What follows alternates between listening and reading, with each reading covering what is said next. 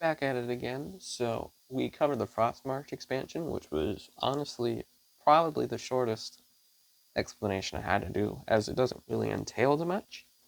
But this next one here, the Sacred Pool expansion, really emphasizes its themes on alignment. So we mentioned in the beginning of the basics how there's characters who are good, neutral, and evil, and how each of those can affect different things. Sacred Pool's entire concept focuses on that.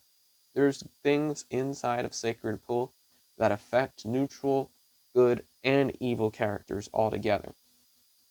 But first, as always, we can always go over the characters. There are 4 of them that are added to the game.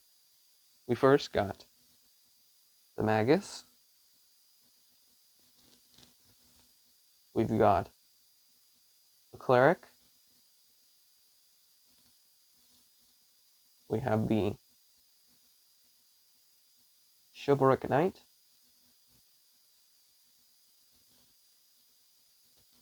And the Dread Knight.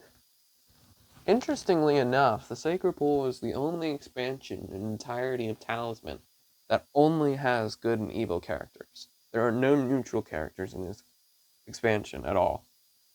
In addition to those characters, we have 3 new alternate endings, one of which is revealed in the name of the expansion. We have Judgment Day, which is pretty cool. And then we have the Demon Lord. Like I said in my Frostmarch expansion, and for every single expansion practically, if we only wanted to play with those portions and not everything else that I'm going to cover, we'll only use the characters and the alternate endings. On top of those, the Sacred Pool expansion, because it is an expansion that is entirely themed about alignment and everything that it encompasses includes alignment, we get 4 more neutral cards, like the ones we get in the city. We also have our own stable deck, which, because the back matches the one that's in the city, we would merge these with the city stable deck, creating a pretty big stack. We also have this astounding 72 adventure cards, each with its own set of events, strangers, places, objects, and followers, all of which are themed around the different alignments that affect good, evil, and neutral characters. We also have 16 new spells that we can add to our spell stack. But then we practically have the most important part that really helps bring out the Sacred Pool to a different level. So aside from the alignments, I'd say the subsidiary theme of Sacred Pool is the quests.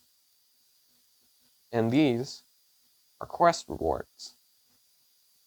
Now, earlier before, whenever we'd go to the Warlock's Cave and we'd complete our Warlock's quest, we could only get a talisman. Now, with those quest rewards that I showed you earlier, you now have the opportunity to pick a quest reward instead of a talisman. Let's just, as an example, this is one of them.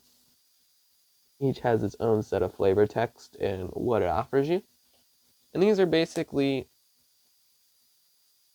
tiny little perks that you can have that boosts up your overall stats or different abilities that you can do. So, like I said earlier, the Sacred Pool is entirely focused on alignments in affecting good, evil, and neutral characters.